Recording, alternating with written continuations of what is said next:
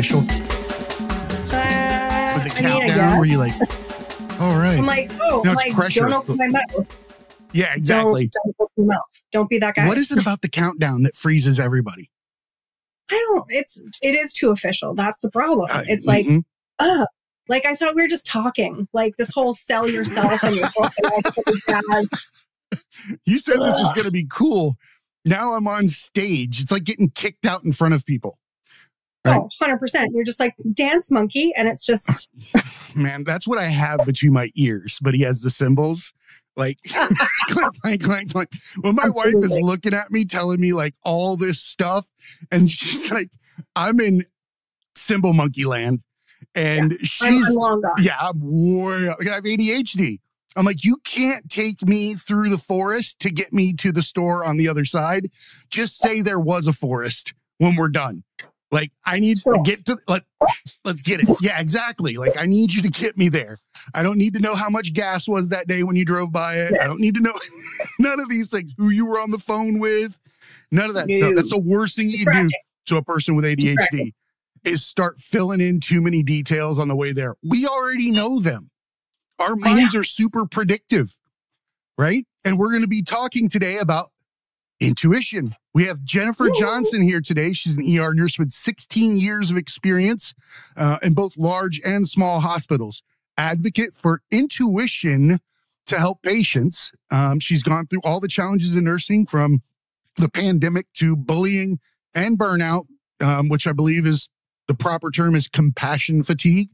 Right? That's a huge one in there, as well as the other types of burnout. Yeah, there are a couple of different types of burnout in there. There's a rainbow of burnout. There is a rainbow of burnout. Dude, that sounds like a place you go to smoke the best weed.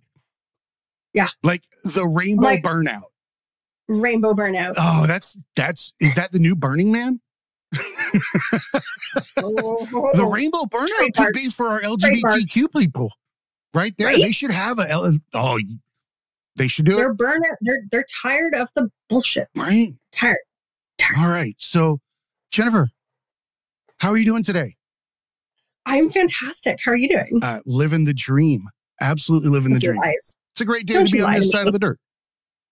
Right? True story. Like my benchmark is pretty low now. Like, what is it? Right. I'm here. Like, if I get here, everybody should be excited, right? Well, no, that sounds narcissistic. I'm here. I'm doing the things. Yeah, I'm playing the game. 100% playing the game. Mm-hmm. The world, what is it? The world is a stage? Yeah, all the world is a stage. Correct. If people only understood the depth and magnitude of that statement. How many players do you play? How many masks are in your sack? How many are you taking on and off in an instant? How many are you wearing at the same time? Yes, very much so. Right? Functional adult, nurse, compassionate. I wear those masks sometimes. Right? So imagine a world where those are surgical masks, right?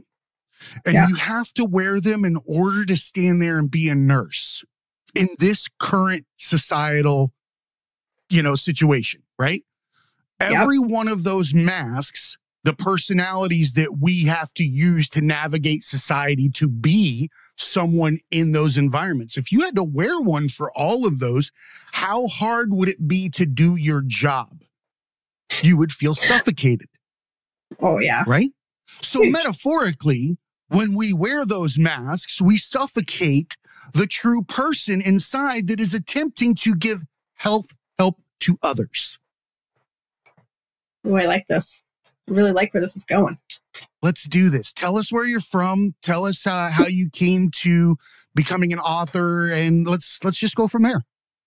Yeah. So I'm Jen Johnson, lovingly referred to as nurse. I've been the one yelling that, by the way.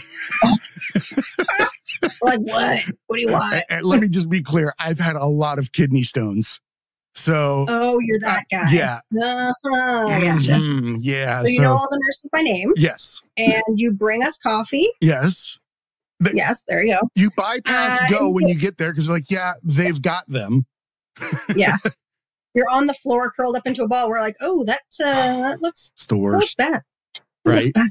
So my husband's a producer, like a Kidney Stone producer as well. So I feel you. It's the worst. But you see much more than that. That's just one small piece of what is one of the largest stained glass windows you could ever look at. No two pieces the same, no matter how many times you think they are. They're absolutely not. Yep. So tell us, how did you become a nurse? So I'll go back. I'm in Hamilton, Ontario. I'm your token Canadian. We love Canadians. Listen, we try. We try so hard. You guys are so chill. Like, we need more chill. Like, that's what I want. Like, you guys need to ride and break the American horse like you're on top of us, right? And get us to just start trotting like you guys and not be jumping all over the place. I just made you guys like a cowboy. So they call me the cowboy in the ER because I kind of tend to go on my own tangent sometimes. There you go. Love Intuition. But I mean, do you need us to come back down and burn the White House down again? Because we've done that once. No. What? Is this like a true historical fact that I don't know about? You seem like the person that knows this, and I'm not even going to call BS. You're about to tell me there was a time that when, not obviously in the last 100 years. 100 years.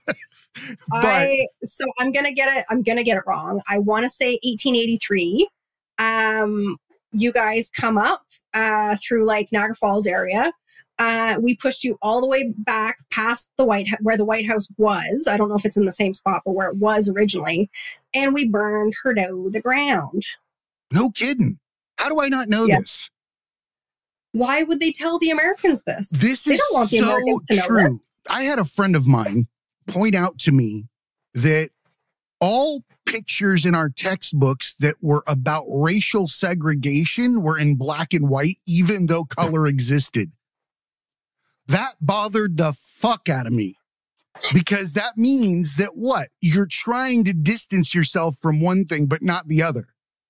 Yeah. That's so bizarre. I don't even know if that's like on purpose, right? Because there's so many ways that even someone that's sat in that chair that wants to have the best intentions and says, hey, look, that should not be a part of who we are now. Maybe that's what happened. Yeah. But I didn't like that. I was like, why are we not showing these pictures in color? Can I play devil's advocate and say maybe it was just a cost-saving measure? Color's expensive. Black and white film was cheaper?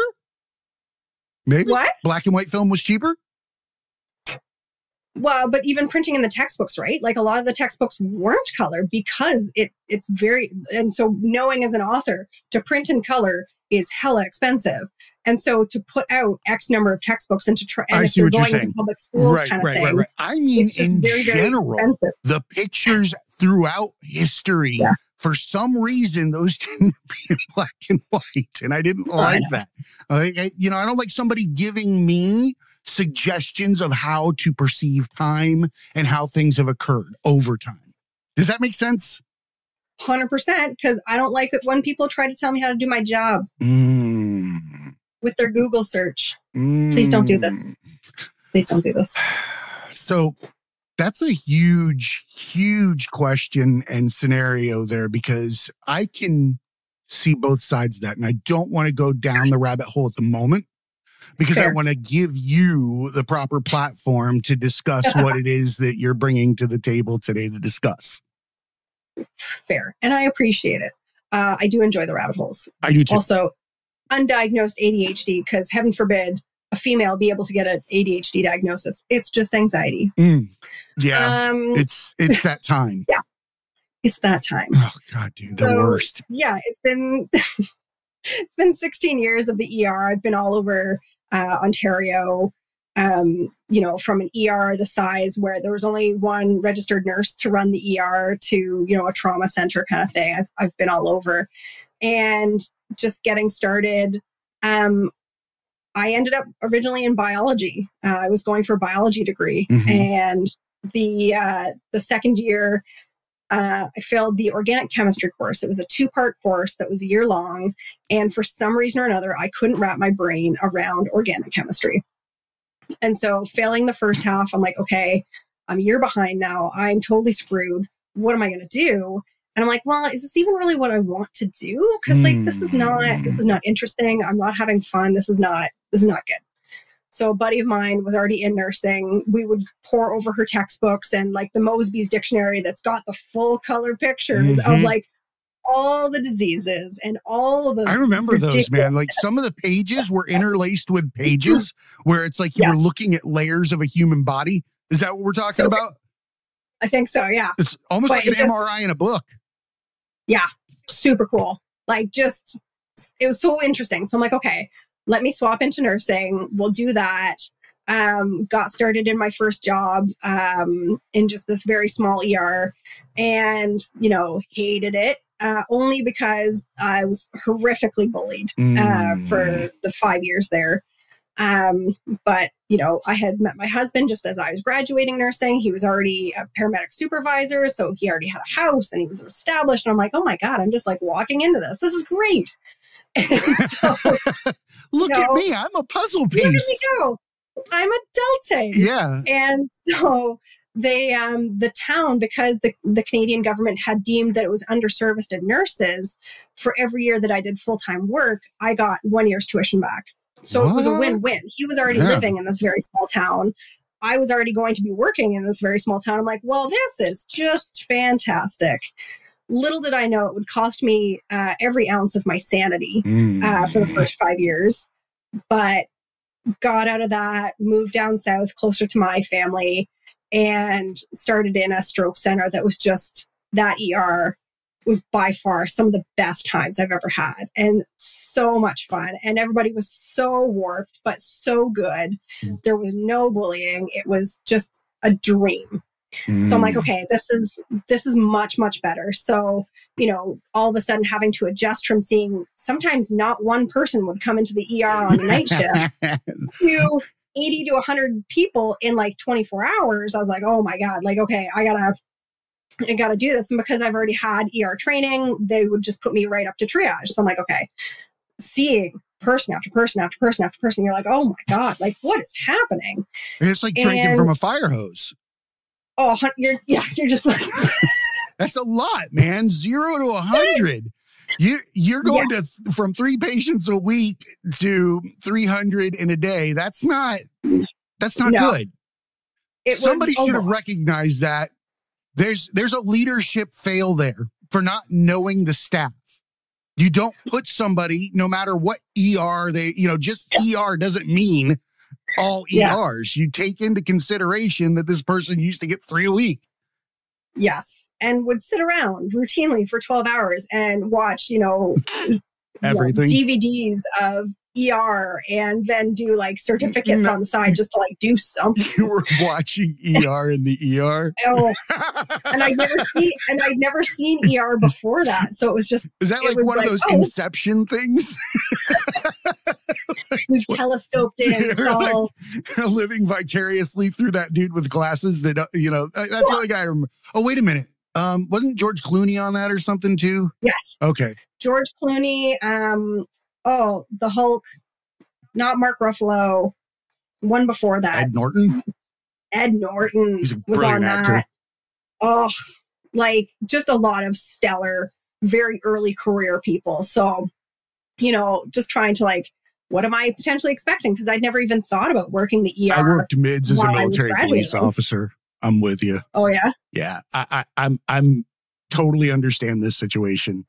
Like I've listened to more talk radio before talk radio was a thing, before podcasting. This is just because it was like 2 a.m. and I want to hear Paul Harvey stand by for news, or whatever. I'm just saying that's the rest of the story or whatever it was, every night. God. Like that's what got me through it. Cause I was just like, like you only listen to music so long before you just want to punch yourself in the ears. Yes, absolutely. Could you do that hard? I bet you could really F yourself up. Ears are pretty soft. If you perforate an eardrum, like just with pressure alone, No, that could be interesting. Like hitting the ear meat. Oh, so, well, rugby. Oh, yeah, those you know, guys with who some get cauliflower ear down quick. Cauliflower ear. Yeah, I guess so. Yeah, answer my own question, didn't I? All There right. you go. Yeah. There you go. Meanwhile, back on the farm. So Meanwhile, you're watching ER and so soaking working up somebody ER, else's just- money and not Yes. getting your certificates while you're there. Good for you. I support 100%. all of this.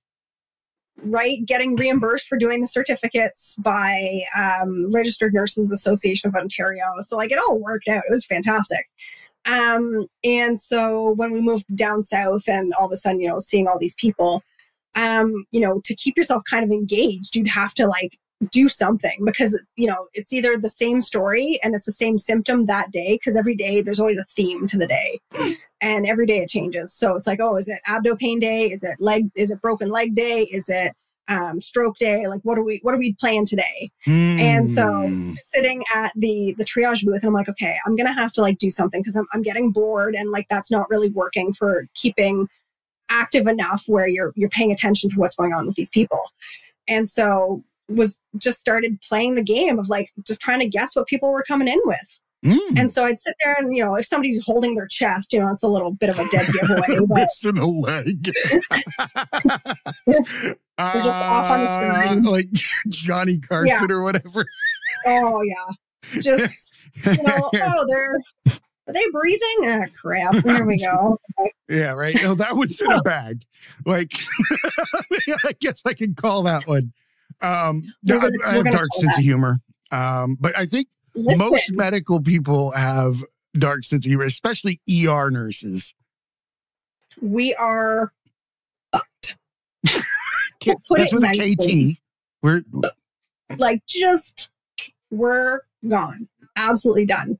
So like the number of times we all say in a day, like, oh, you know, we're going to go to hell. And it's like somebody pipes up, well, we're going to be driving the bus, but don't worry about it because hell's going to have great healthcare. I'll be there selling ice water for you. Like, woo! I'll be right there with you. Like, we're also wondering if working the ER counts as time served. We're not like there. A pre-purgatory? Purgatory? Pre-purgatory. Yeah. It's possible. Or maybe this is. Now we're getting into a whole nother layer. Another tangent. Right. Exactly. So going back, just, you know, trying to start guessing about what was going on with people and starting to see what sick, not sick, really sick looked like. And, you know, you get these people that come in and the story's kind of blasé. The vitals are okay. But for some reason, like my gut's just going like, oh, this is not good. And I'm going like, oh, I wonder what that feeling is. But you know, I had one professor in university who had happened to say one time, just trust your gut. And so I'm like, okay, well, I'll go with it. And sure enough, more often than not, I was right that there was more to the story, that the person was sicker than they were presenting.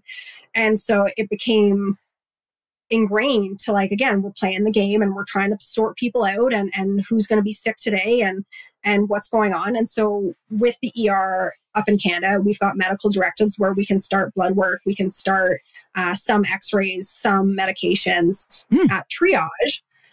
Interesting. I like that. Is it under the supervision of like a physician's assistant or something along that? Well, so it's usually the chief of the ER who like supervises over everything. You do your yearly education as to how people are supposed to fit into these medical directives. Do you go a little overboard sometimes? For sure.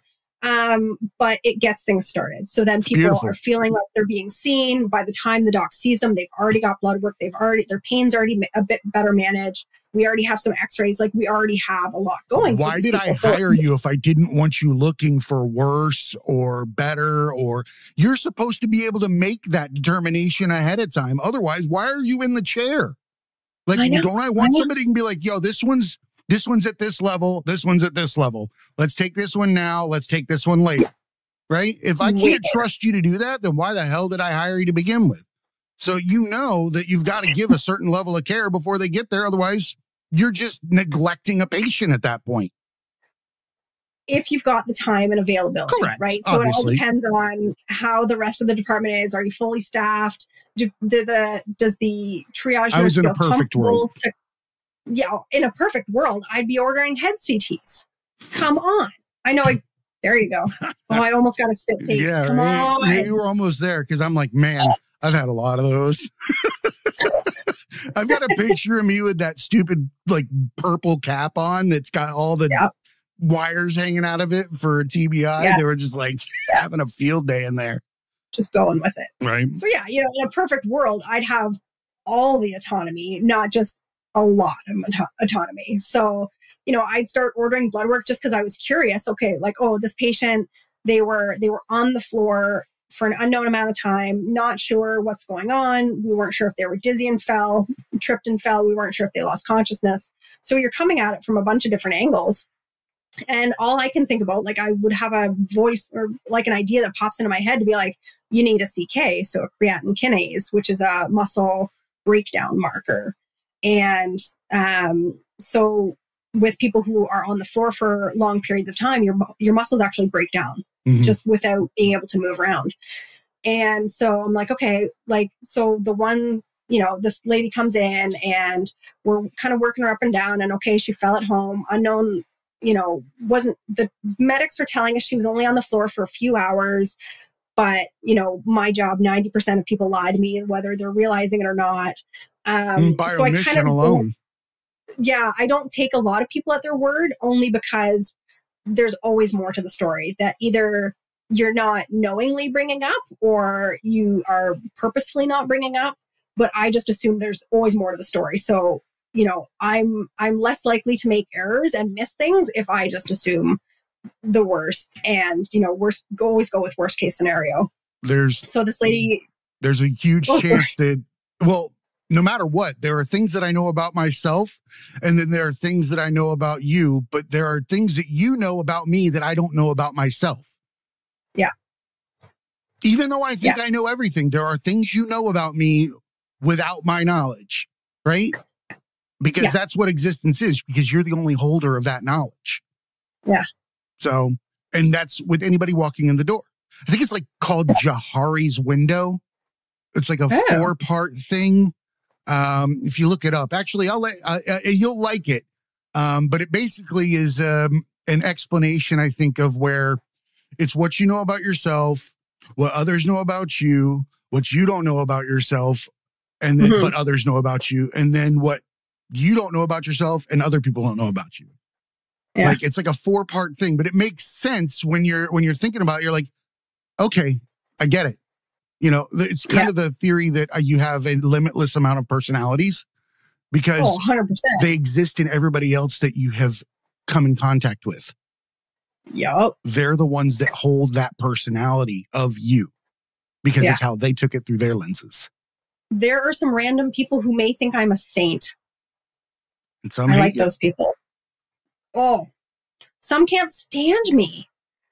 And I'm just like, I don't know what I did to you, but clearly I hit a nerve. So see ya. I firmly believe that people need a release valve and they just pick it.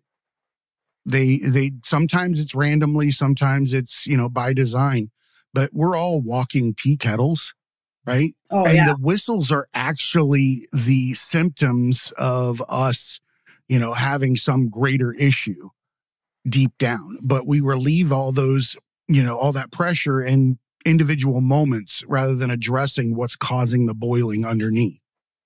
Right. I like metaphors. Well, and how often is it that people are coming in and tops blow off only because you're in pain, you're anxious, you don't know what's going on, you feel like this is an emergency, but it's not technically an emergency by my standards. You're frustrated, you're impatient, like all these things. And then you blow a lid and you wonder why the ER nurses are like completely unfazed when somebody starts yelling at them. And it's really because like, A, I don't know who's filming this. And then B, it's not worth my own emotions to get worked up. Oh, everybody's got a camera. I just assume it. Right? But, in fact, I'm more inclined to have an issue with somebody that doesn't want a camera there. Yeah. Are you requesting the ability to use my memory as something that you can contort? Right? Yeah. Because you certainly don't want fact on camera for this situation to be recalled. But even still, sometimes they start recording after they've gone off on you. Yeah. And they missed that whole part. So all of a sudden I'm now reacting. That's a horrible thing to do. And now you seem super calm. 100%. Like, but that's everything we intake. I know. Couple cuts, and the entire definition of the situation changes. Right? We see it constantly. I'm sure there's a few videos out there where, I'm not saying that there's a ton of Karens, but I bet there's like a Sarah and, a Beth and somebody else, a Jennifer, that are in a video out there losing their shit, but should have lost their shit. Had anybody else been in their shoes, they would have lost their shit. Right? 100%. And they're a Karen alert, but really, this is a justifiable punch to the face you want to give somebody. But you only got recorded on the back end of that situation.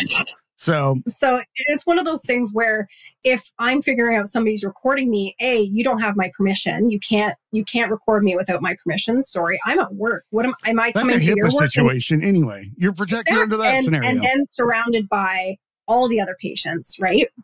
So I'm like, there's no faster way to get a nurse's backup than to whip out a camera and start either taking pictures or filming. Like, you better believe we shut down immediately. We are going to have the least amount of interactions with you as possible without losing our license. We're going to the T. I'm only showing up at 2 a.m. and 4 a.m. because that is your scheduled scenario. I will not walk past this door any other time. You are going to get exactly what the book says you're required to get from this moment on. You want ice chips? You get them at 2 a.m. That's when I come back, right? And instead of me bending the rules a little bit, like, you're actually not supposed to have anything by mouth, but it's going to be more than 8 hours to surgery at this point. I could let you have 1 or 2 ice cubes. Guess what? All that sway, all that.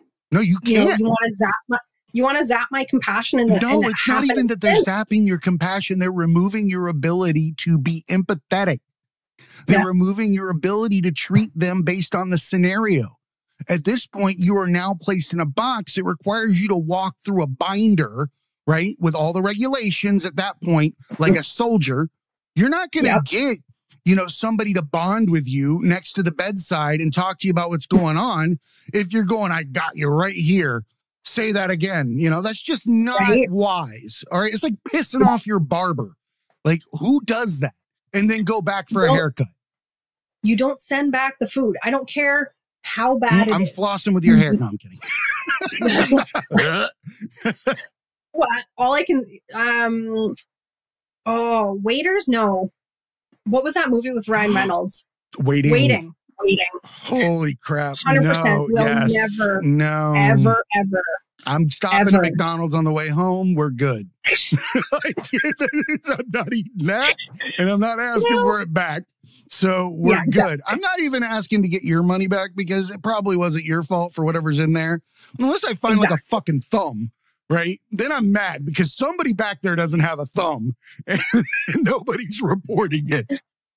Unless it came out of a can of beans. Yeah. Oh, yeah. Just kind of chaos. It looks like bacon mixed in your green beans. Oh, no. Oh, my God. Can't even. But you've seen a million things. I mean, it's really getting down to the thing where you finally see something new and you're like, oh, I didn't even think of that scenario. Always something new, right? Yes. And that's why it's important to remain active in your screening of patients and aware of who they are, how they're presenting themselves, because no two patients are the same, no matter how much they look like it on paper, they're not. And the worst thing you can do is make assumptions based on external appearances and not on that bond that we have as humans, right? Yeah. We call it intuition. Right? There's a lot of ways to describe how this comes about because you brought up earlier that you're an undiagnosed neurodivergent, right? Yep. I think there's a certain amount of credibility to intuition in and of itself. I also think that people that are neurodivergent have an extremely high capacity for discernment in situations. That's why they make great paramedics, they make great nurses, they make great cops, right? Because they're only worried about now, right? And why are they only worried about now? A lot of times it's built up through probably some kind of traumatic upbringing, right? We see where people that microanalyze the scenarios that they live in as children will become lie detectors and predictors when they become older and they're in these situations. It does cause little bits of fractures in the mind that make you much more aware. You're getting lenses early, right? Discernment lenses at younger ages, even if they're macro, right? But you're going to hone them in a lot sooner than you are your adult counterparts that don't have that shatter. Right? By the time you get there, somebody could walk in looking this way to everybody else, but to you, he's twisting a mustache like he's tying somebody to train tracks, right? I did this my whole life. Like, why did we hire that person? I don't get it. Like, this person looks like, does anybody else see that he's a liar? Like, can everybody, like, he's selling a car right now. Come on. Who doesn't see this? And then it took a lot of self-evaluation and meditation to realize that no two people have the same set of lenses to perceive their surroundings. So it's not my fault.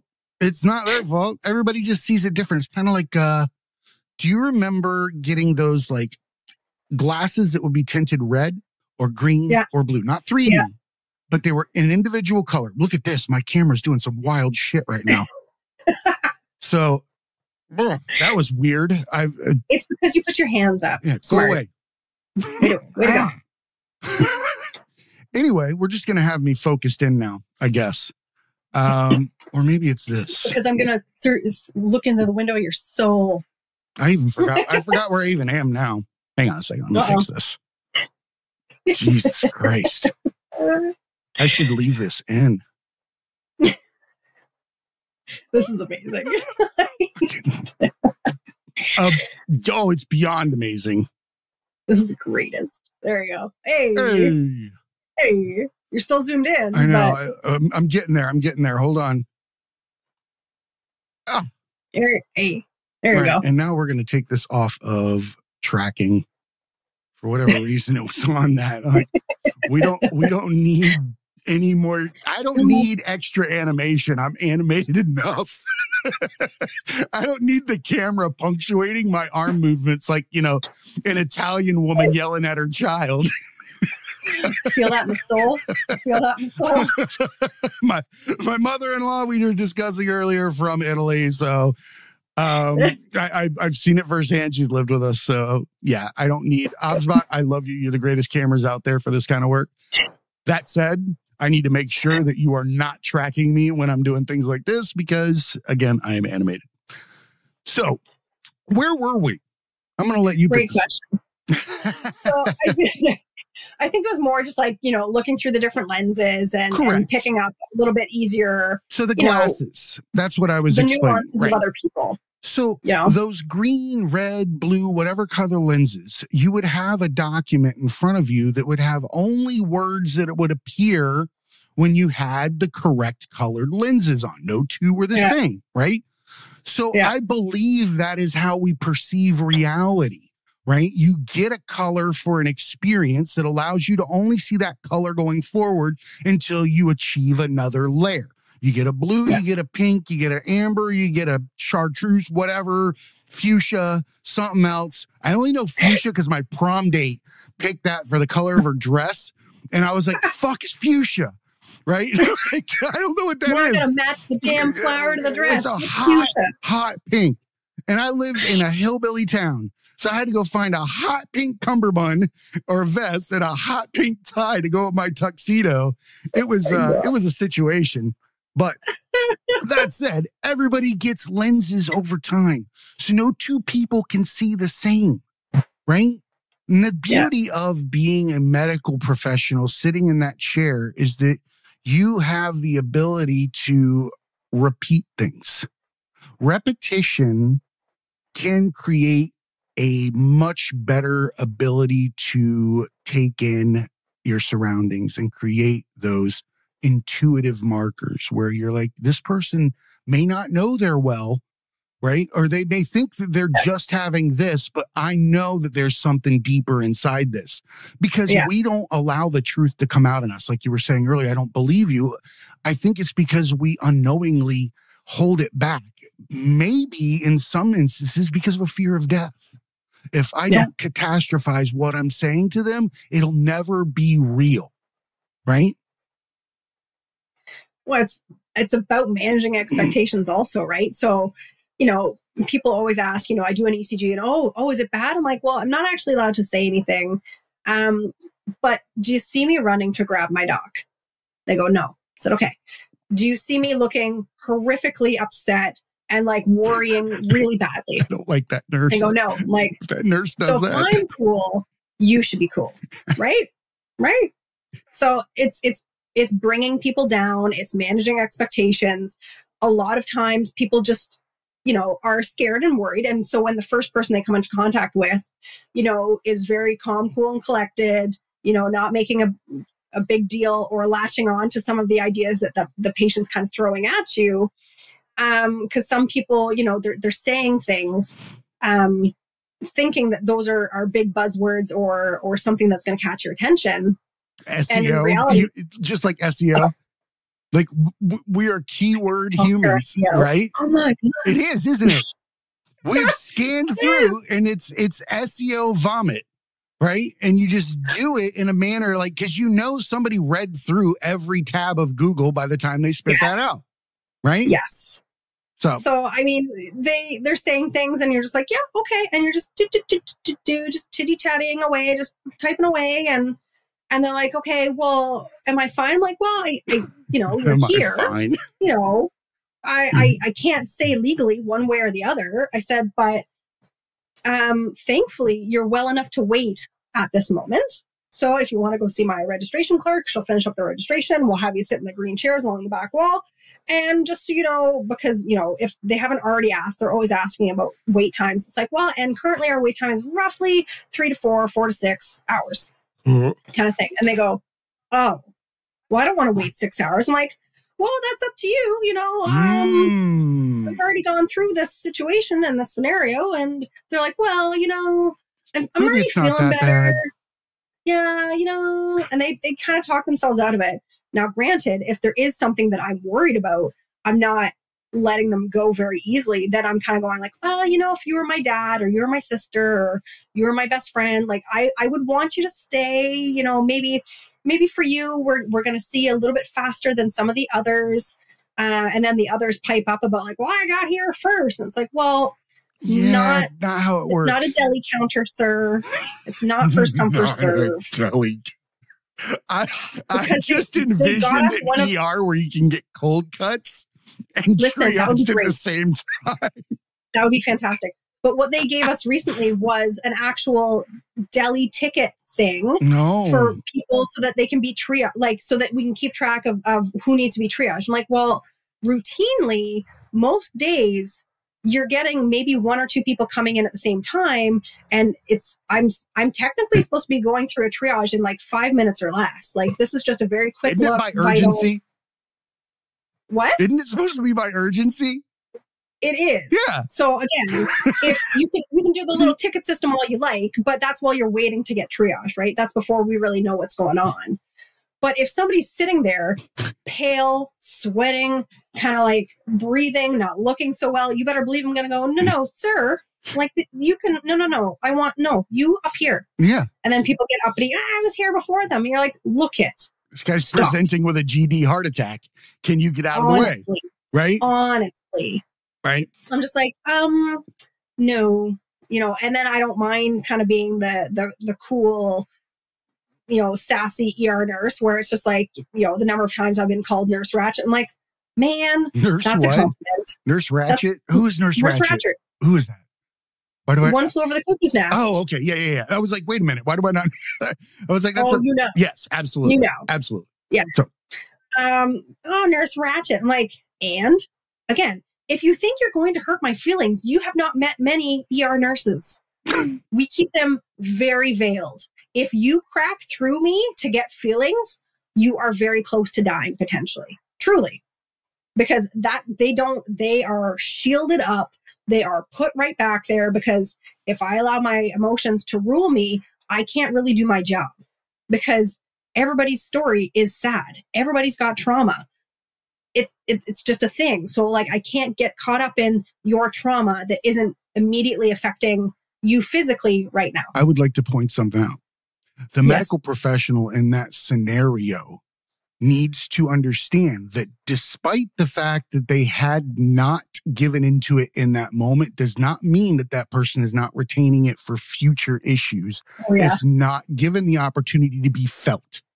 Right? Yes. And this is a huge problem that plagues the medical community in not getting the ability to deconstruct, de-stress, seek proper mental health counseling, or just being given it, because saying you don't need it doesn't mean you don't need it, because no human is supposed to watch all the traumas of other humans without taking on some kind of trauma themselves, right? Maybe we start this out with a rotation. Maybe it's we recognize what we put medical professionals through, nurses, and we say, hey, look, maybe they work 3 months on, 3 months off with a mandatory counseling, and they're paid during those 3 months off. It's a salaried year, right? Maybe we make those understandings up front. Who gives a fuck what people say about people getting it better than me or whatever? I guess I want my medical professionals paid fucking well, right? I don't want somebody pissed, getting paid next to nothing, showing up there because they're going to give me minimum wage work. I don't want minimum wage stitches.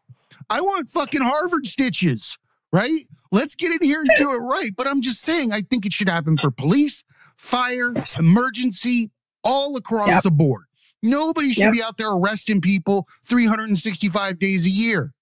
What are you going to think of humanity, right? Never mind the fact that you might be working in one location, forming all sorts of implicit biases based on repetitive contact with certain people, because that's only people you would contact. Of course, you're going to end up getting some kind of skewed view, right? Yeah. But I'm an advocate for caring for our first responders and medical professionals because they hold such an important role. And that is, they absorb the pain of society. They're left there as a bandage and then tossed to the side after they're done like a Band-Aid in a fucking pool. Nobody gives them the opportunity to clean themselves out and be reused. They're expected to find time to get themselves sorted out in between dressings. That's not how it works. You need to be given time to go home and rinse, metaphorically, yoga, mental health. Imagine you given the opportunity to take that time off, how you could benefit yourself, knowing that you were supported in that structure to take that time, right? I think that we're at a crossroads as a society with the advent of artificial intelligence, right? We need to make a decision how we capitalize on this. Do we look for the money, or do we look for the opportunity to reset and balance these roles in healthcare? Think about it. All the money that's saved with artificial intelligence and the diagnostics alone, right? Because there's something to be said about analytics, right? It's very important, and it can be used not as the primary decision, but it can definitely be used as the reference tool to get you closest to the pin, right? Because it's able to analyze things much broader than you and I are capable of, right? But it also frees up compliance, legal issues over time, because you're not going to court over and over again if you've had an accurate set of diagnoses over how long a period of time, right? Yeah. And you're getting all this information live time. It's so fast now. But what does that free up the medical professional to do, right? To be a doctor a nurse, an empathizer, somebody that can treat someone with their heart, with their understanding, that can cry in the room with the patient and not have to take it home later. Because you know what? The patient needs you to cry with them in those scenarios too. It's not always, I got to be the chin, right? I got to take one for the team. I got to look a certain way for them. Sometimes people need to cry with someone, right? Yeah. But you can't do that if you've got to run back to a desk and write up a fucking report and put together this and put together that. All the things that are going to be and are being replaced by AI. So the decision is, where's that money go? Where's that time go? Right? Yeah. The onus is on the medical community as a whole to stand up and say, it's time for us to be paid correctly with the money you're going to save in time that I'm not going to be spending writing all this shit up and making decisions and all the other things in between. I firmly believe this. It is an opportunity to utilize this as a platform to level set, right? Yeah. We're talking about losing jobs across the board, but we're not talking about why do they have to be lost? Is that because that income has to go somewhere else? Right? Maybe we're not looking at where profits should go when they should be reinvested into the people that are giving the business an opportunity to run. Yeah. Right? And you're only as good as your front door. Otherwise, nobody's coming in. I mean, that was good. Ooh, save that one. I will. Ding. I mean, we joke about turning off the lights. That'd be nice every now and again. Just be like, can we just turn off the lights and shut off the Couldn't do it if your life depended on it. Wouldn't do it. Want to do it. Best jokes ever, like Deadpool level shit, right? Oh, yeah. But first person trips on the curb out there, everybody is running out the door that is not busy. To a certain degree. You know what I mean? Those that see it would jump up and run to it. You wouldn't be able to keep that door closed with the lights off. Not even in a second. You're not even for 1 second. And that's why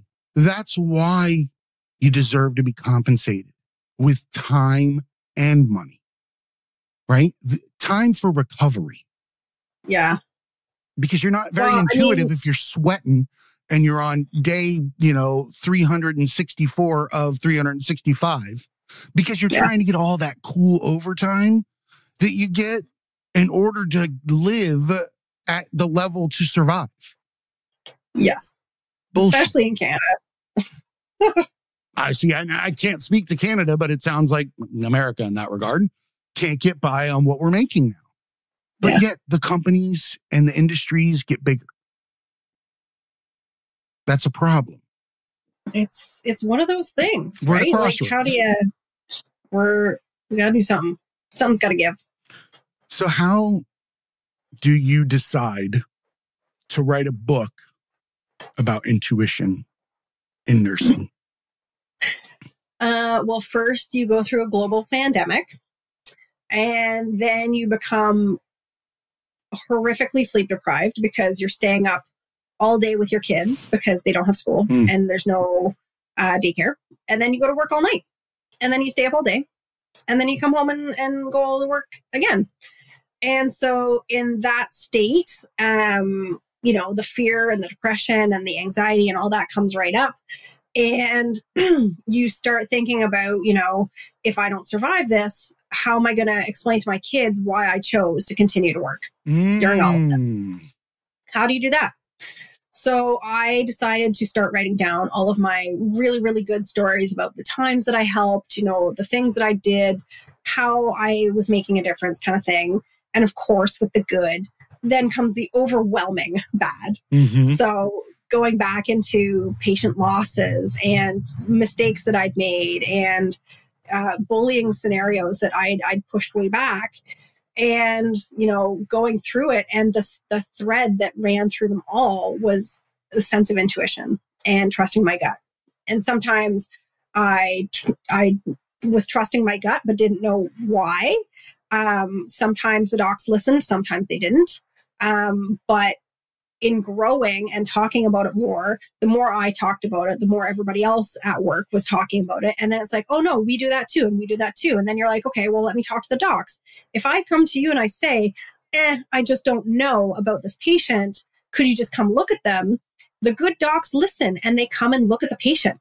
Even if I'm wrong, even if somebody doing this is wrong or I'm wrong, the doc seeing that patient and laying another set of eyes on them is still going to improve patient outcomes. You called in red lenses because you only had green, but you thought there was another color underneath.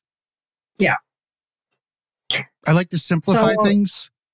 Yeah. But I mean, it's really how it works. You have to give things a proper investigation, right? And to not trust the only tool that's actually real, and that is your intuition or your own perception, right? And given the opportunity, I'm sure you would agree, if you had a proper work cycle and were given the opportunity to do self-care and things like that, more and more people could probably benefit from this situation and realize that they are capable of this, given the proper opportunities to foster what it is to, you're not necessarily going to hit a diagnosis on the head, but you're all going to hit a lie every time. And not just the lie that's being told to you because I want Oxycontin or something like that. I'm talking about the lie that doesn't want to tell you that I have a severe eating disorder, even though I'm not overweight. And I'm pretty sure that I've been scared of having a heart attack for the last 10 years because in the back of my mind, that's what I do. Or maybe I'm a smoker, but I don't want you to know I smoke because I'm embarrassed of it. And you're not going to be able to see that I'm in congenital heart failure or whatever the it is, or, you know, you're in heart failure. COPD, you know, all these things. But if you're allowed to sit in that chair without the background noise, right, and actually have that empathetic conversation with somebody, right? Yeah. And if the people coming through the front door knew that was what was waiting for them, wouldn't it make it a lot easier across the board? I'd hate to put on another expectation of nurses, but I mean, we all can do it. It's whether or not it's not just nurses. No, it is everybody. Like truly, it is everybody. I mean, women alone. How many times have you gone into a scenario where you're going like, nope, I got to get the hell out of this. I got to get out of this house. I got to get out of this relationship. I don't like this person. Like, I don't know what it is about them, but my gut is screaming at me that I need to go. We all know this. Like, I've been in so many situations. As soon as I walked in the door, I was like, I should not be here. And that's not because, like, you know, I see some shenanigans going on. You just know, right?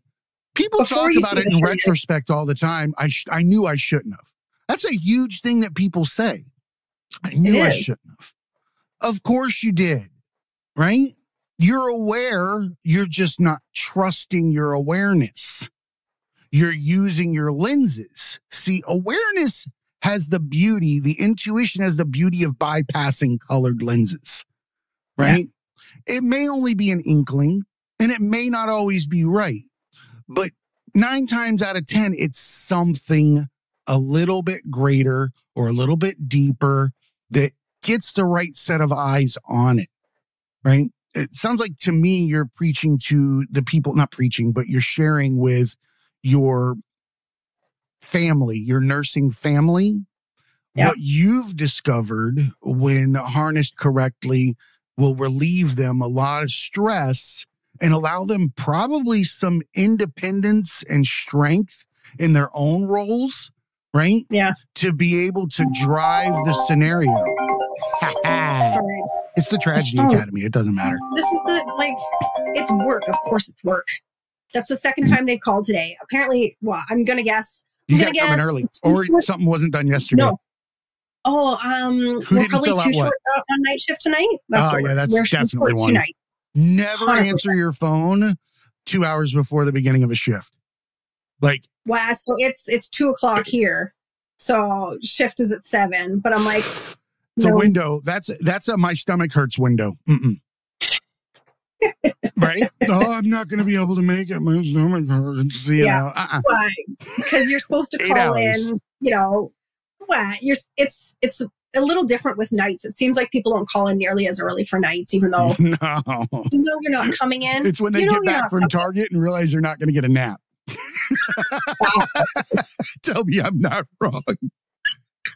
Naps are key. You get it every now and then, because there is only so much tinfoil you can put on your windows before you go insane and start making hats out of it, right? Because you got to try to break that sleep cycle. That's another factor. There's not enough sleep in emergency services, right? Sleep is so important. Or medical services. Yeah, medical services alone. You need sleep to function. Sleep deprivation is one of the worst things for mental health. I don't want a third day nurse on rotation. I don't want third day, like you've been on, mids for this long. I want the one that comes in looking like they just had like a manicure off their 3 days off, right? We've got a pension for it's this weird thing where, all the newer nurses, a lot of them come in, and because they don't have kids and they're fresh, they're super empathetic and all this, they come in, they're all made up. They've got their cute little fitted scrubs. And here I am walking like a rat that's come out of the dumpster going like, what's up? What's going on? Oh, you look so fresh and unjaded. I know how that goes, but that's also a level of bullying. Yeah. There's a certain amount of bullying that happens in that scenario, in the right situation, where someone just for simply starting their career is in a position of being bullied by someone who likes to take out their frustrations on the person that has the least ability to come back at them. And no coping mechanisms already in place. No, this is slapping a child. Been there. Did you slap children? Been there, done that. I was joking. No, but seriously, 5 years worth of my first job and just being you mentioned that horrifically bullied.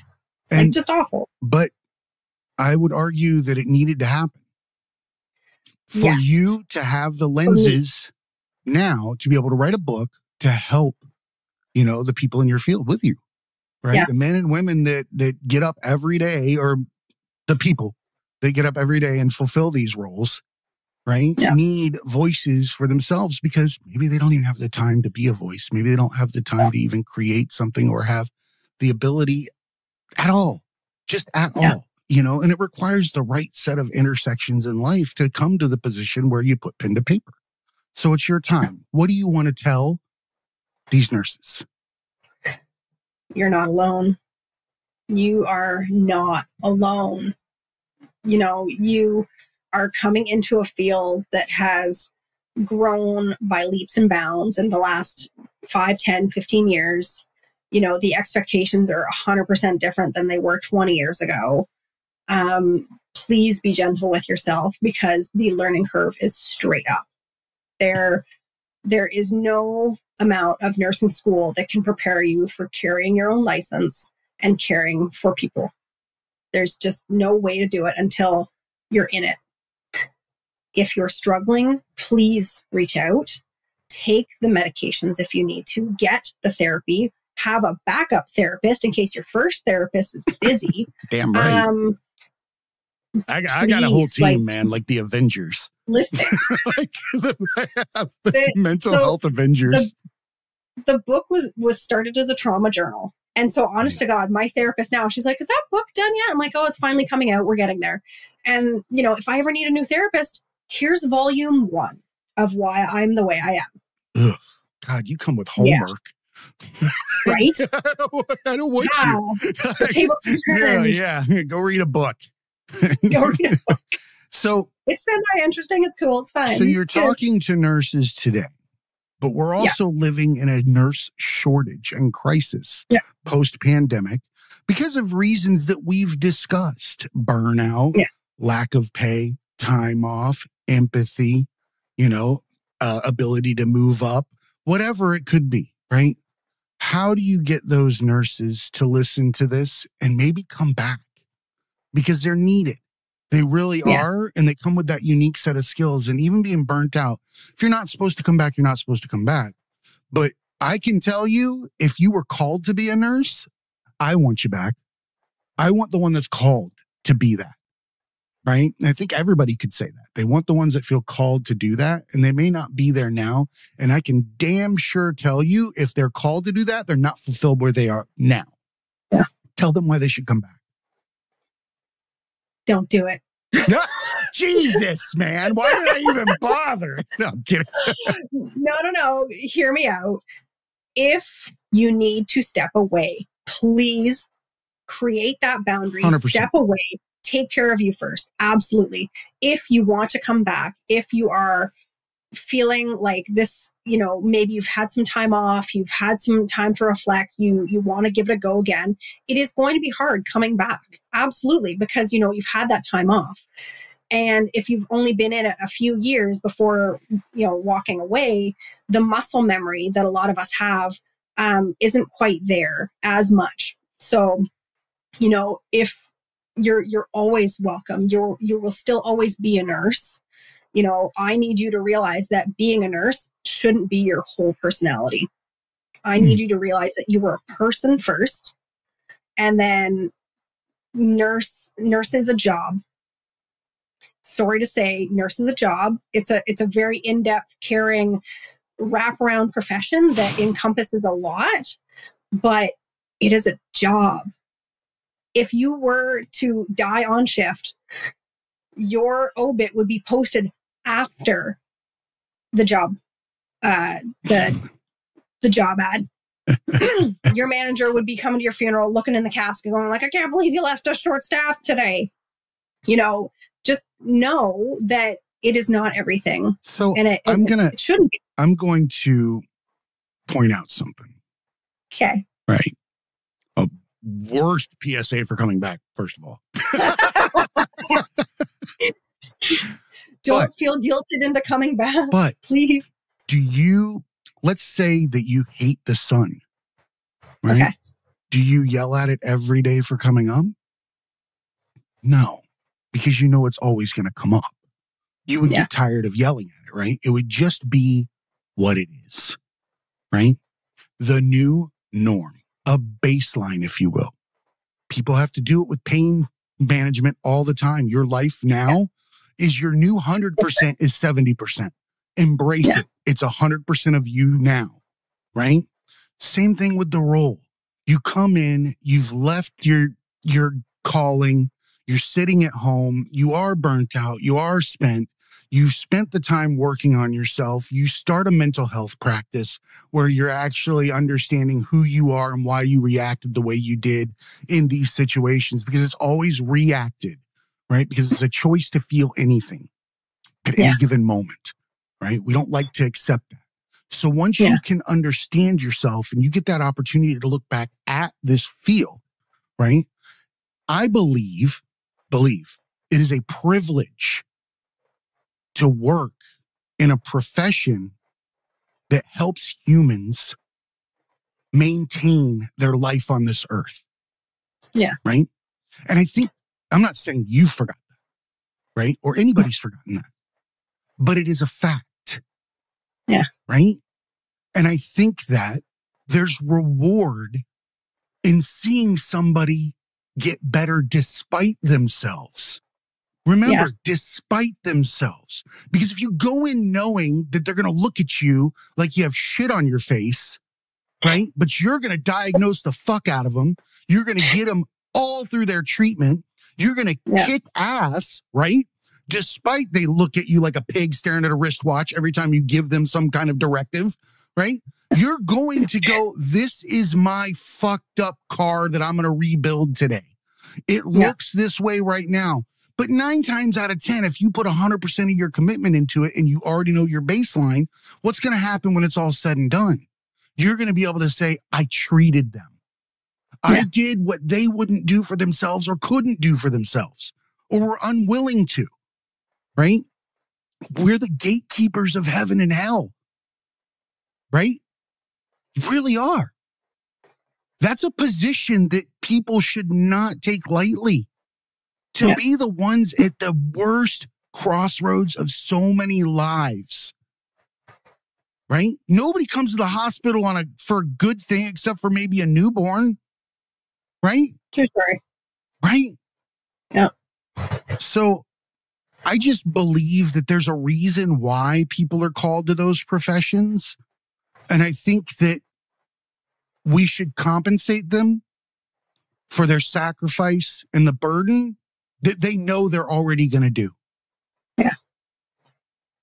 It's coming to terms with it, right? Like, because again, nursing school, it's all, oh, you're going to save lives. You're going to be so great. And then real life hits you and you're like, I can't save everybody. Like, that's just not part of the deal, because but they didn't there say are that. Things out of my control. But they didn't say that. They said you were going to save lives. Nursing schools. But they said you were going to save lives. They just didn't focus on the negative, right? Because there are saved lives. How many lives have you saved? Countless, right? Countless. Couldn't even guesstimate. So I would say this: we are what we focus on, right? So my, suggestion of the day is, if we are what we focus on, I think we should focus for at least a short amount of time to see how it makes us feel on things to be grateful for in the role, right? And simply let the others just exist for a little while, right? Just for a little while, and walk around and say what we're grateful for and why it's a privilege. And no matter what role you are, because you're benefiting somebody else. I don't care if you're making fucking tile, right? I'm not slipping because you put the fucking right shit in the mix, right? Yep. There's something.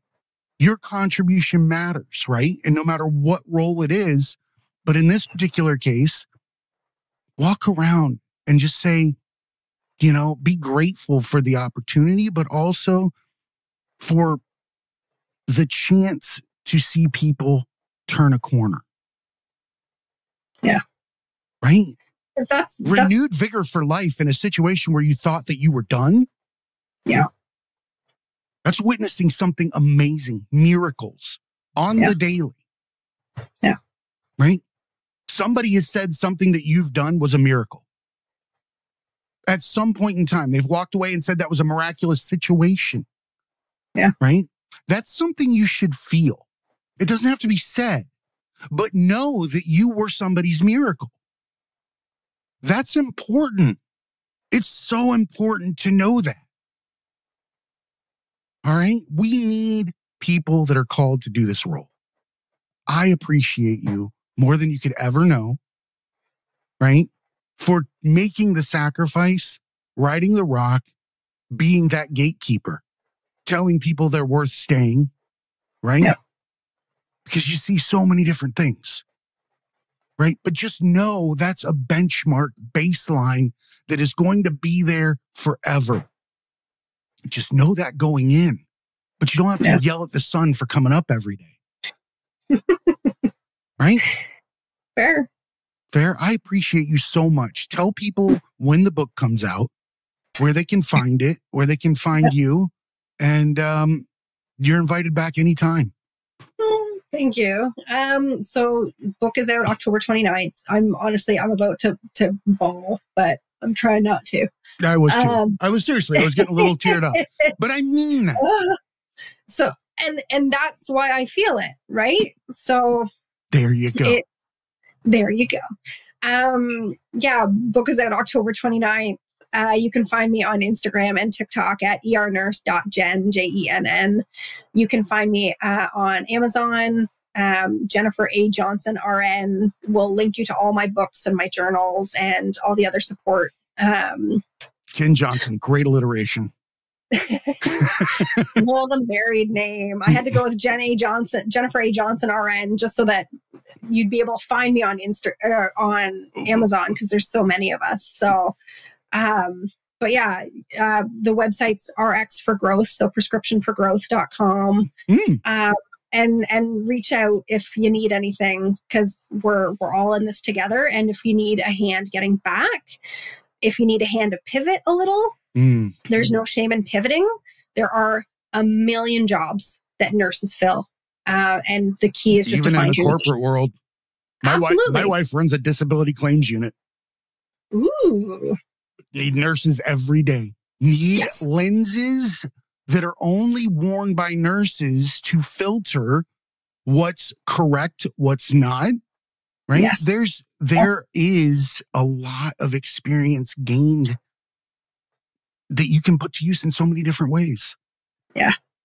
It's It's just find your niche, and not everybody's niche is bedside, and that's okay. Don't think that nursing is just bedside. There are so many avenues that you sometimes you need to explore a little bit. Shadow. Sorry? Shadow. Yeah. All day long, dude. Pick them out. Run around with them. Don't warn them. Just show up. Because nobody tells somebody they can't shadow with them when they have big puppy dog eyes and excitement about what they do. People are always excited to talk about themselves. Bingo. And an extra set of hands. Pick one a month, one a week, whatever. Right? And then get to try it. I don't know which ice cream I like if I don't try all the flavors. Yes. Except if for you're a few. ADHD, I don't do coconut. Tiger Stripes. Ugh. Coconut. If you're undiagnosed ADHD, or if you're diagnosed ADHD, chances are you will fit very well into an ER. If you're OCD, chances are with a little mix of ADHD, ICU. That too. If you are like type A personality, everything has to be following the borders. OR, 100%. There you go. If you find more benefit in talking and building relationships with your client than just slapping a Band-Aid on with medication, sometimes that's psych. Everybody has got a superpower. Figure out your superpower and where it fits into the mix. It's under your masks. Yes. Wear your Superman or woman S with pride, even if it looks like a fucking ampersand or something. I don't care. Like, whatever your hero punctuation or letter is, wear it with pride. Like, mine's a big old zero. Like, whatever. I have like a treble clef. It makes no sense. They're like, what's this guy here to do? Huh? Is he directing us in song? I don't understand. What does Captain Treble Clef do? All right, everybody out there listening, we're finishing with that. I need you to tell me, email me, text me, what does Captain Treble Clef do? I appreciate you so much, Jen. And remember, everybody, be cool and keep learning.